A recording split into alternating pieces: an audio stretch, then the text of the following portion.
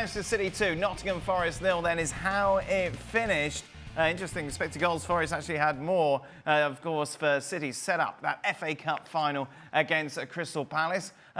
Strange game this, Stevie, because City kind of looked in control, but then when Forest went forward, every time you felt they were a threat. Yeah, well, they started the second half off the way they should have started the game off, in my opinion. You know, they clearly bring on Elanga was the intent to go forward.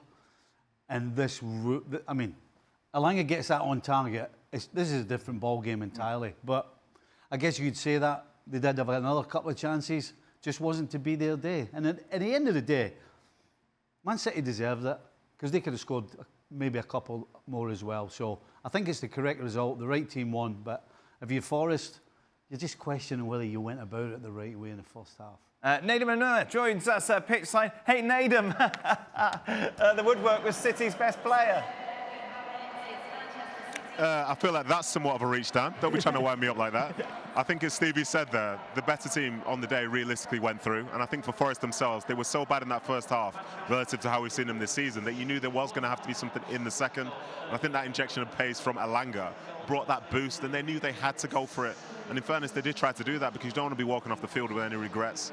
And I think for that second half, they won't have many. Obviously, the chances that they could have taken, maybe things would have changed in the game from that manner. But as Stevie said, City themselves probably could have scored a couple more. And I think if the game would have gone to a 2-1, maybe we would have seen more of a front foot City. Maybe the subs would have been different.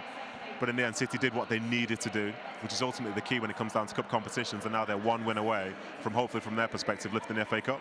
Kieran, if you're a Forest fan going home, you're thinking, why don't we come out in the first half like we did in the second?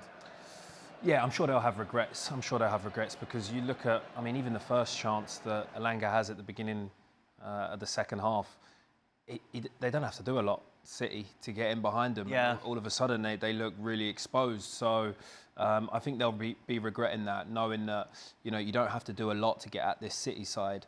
And unfortunately, it just wasn't their day. You know, sometimes you do need a bit of luck in these games, and they didn't have that today.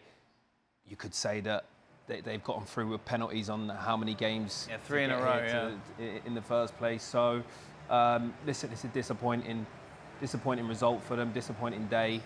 But they're having an incredible season. I don't want to take anything away from how they're performing this season. And obviously for City, as much shade has been thrown on them this season, they're 6 points behind Arsenal, third in the league, and potentially winning an FA Cup. So it's not too bad for them either, really. No, I think it's too late in the day to try and paint this as anything but an absolute disaster. Well, the decline definitely looks a lot less if they finish in the Champions League and lift an FA Cup. So, I mean, I think we have to, if you take it into context.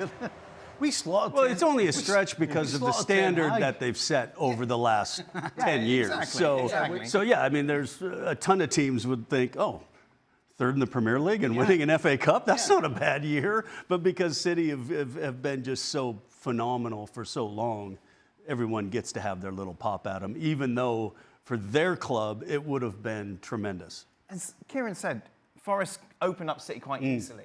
But we know that City are vulnerable at the back. If you're Forest, why aren't you doing that right from the off? I think they showed them a little bit too much respect. I think they were still thinking of the City of a couple years ago and going, wait, if we get too aggressive here, they're just going to tear us apart.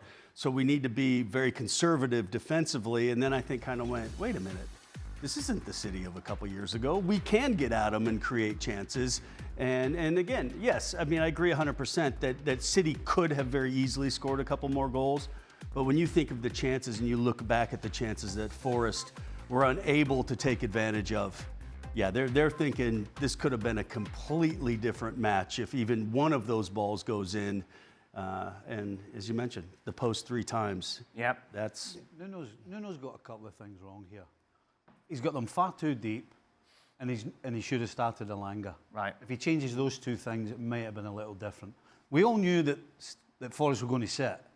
But the key is how deep you set, and they were too deep. And as I said, when you take one of your weapons away, and then you're too deep, you get what you get in the first. That opening goal showed that. Yeah. Exactly that. That they just started with the mentality of just being too conservative and too deep. They paid the price. They made the adjustments at halftime, which is exactly what you want to see from a manager and a side, and they did that. And then, again, they had the chances to easily get back in this match.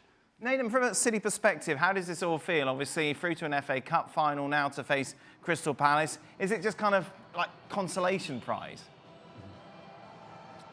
No, I wouldn't necessarily say that. I think if you go back, say, 2 or 3 months and you saw how much they were struggling, all those defeats in a row, like you're seeing a slightly different City side from that now with some faces which maybe you wouldn't have expected to be part of the team, whether it's Mateus Nunes at right back, whether it's Nicol Riley at left back, say Rico Lewis being in midfield as well.